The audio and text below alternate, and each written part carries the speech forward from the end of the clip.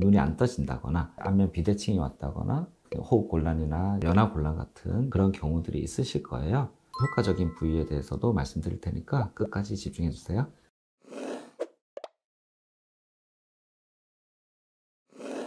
꿀피부처럼 꿀원장 강현수입니다. 오늘은 많은 분들이 너무나도 간단하고 간편하게 받는 시술이죠. 보톡스에 대해서 설명드리도록 하겠습니다.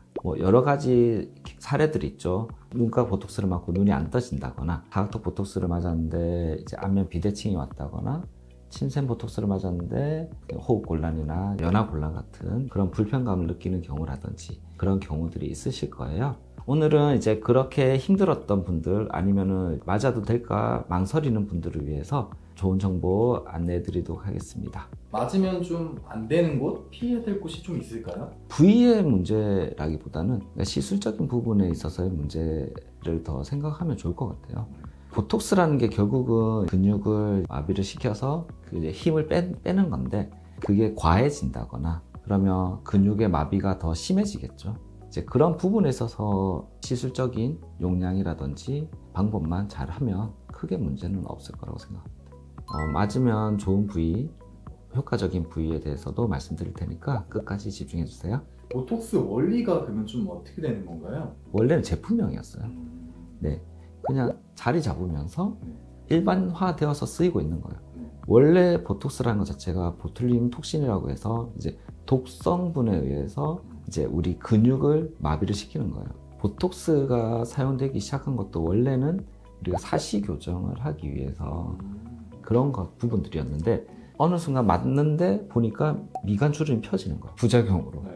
미간 주름이 펴지니까 이게 뭐지라는 생각을 했겠죠. 그래서 나온 거예요. 미용적으로는. 비쌌다고 기억이 되거든요. 그렇죠. 근데 최근에 보면 되게 저렴해졌어요. 그렇죠. 그 이유가 뭔가요?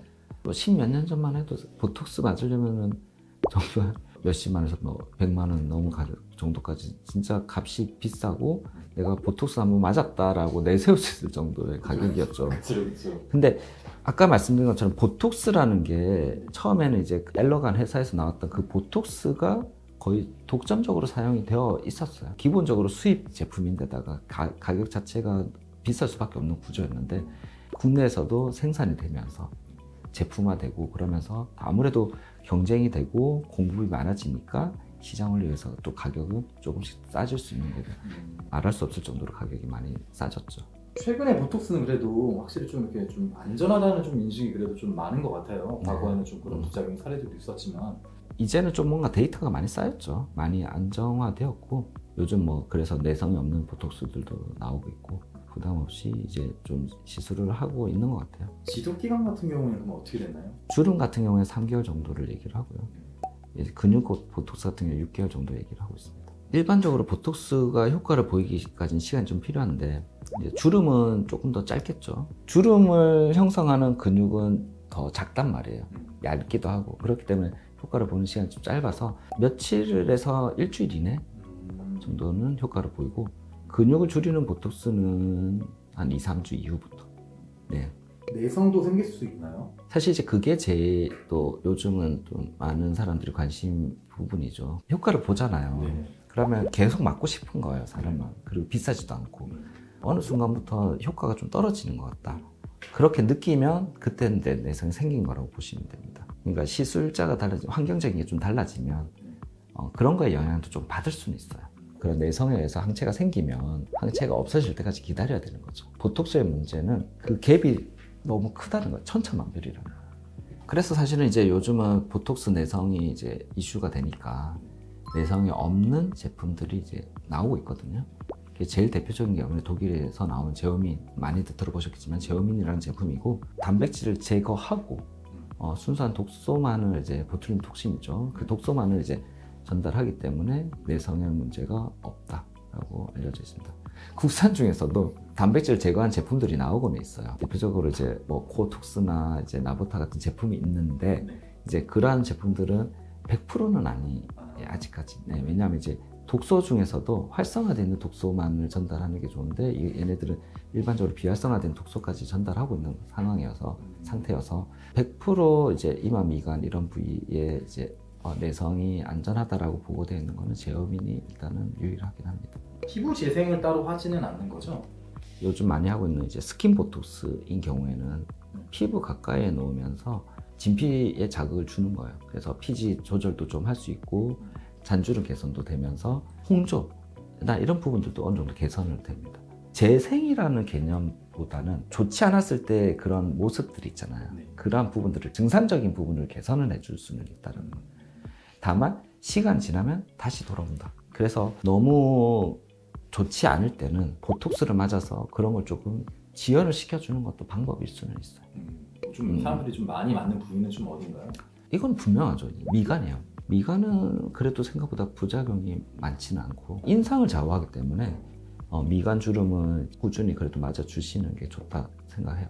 고정 주름이 안 되도록. 그러면서 같이 하면 좋은 건 여기 혹시라도 가로주름이 있을 때 근육이 다르거든요. 쓰는 근육이. 이럴 때는 이제 여기 콧등에도 보톡스를 해주시면 좋습니다. 귀 앞쪽부터 해서 여기 귀 뒤쪽 있죠. 여기까지 이렇게 쭉 튀어나와 있는 분들이 있으세요. 이게 침샘이거든요. 이게 침샘인지 모르는 경우들이 굉장히 많거든요. 이런 경우에는 이 침샘 보톡스를 맞아주면 굉장히 좋습니다. 침이 마를 것 같잖아요. 근데 다행히 귀 밑샘은 그런 입마름의 영향을 좀 덜 줍니다. 그래서 여기도 가름해 보이면서 부작용도 좀 덜하기 때문에 사각도 보톡스를 맞는 분이라면 이런 침샘도 혹시 잘 체크해 보는 것도 좋습니다. 눈가도 많이 하죠. 눈을 움직일 수 없을까 봐 걱정을 많이 하셨는데 요즘은 용량적인 부분들도 그렇고요. 주사 자체도 근육에 너무 자극을 크지 않게 하기 위해서 주사를 많이 얕게 주사를 하는 편이기도 해요. 그래서 예전보다는 좀 더 안전하게 주사할 수 있으니까 걱정 없이 하셔도 됩니다.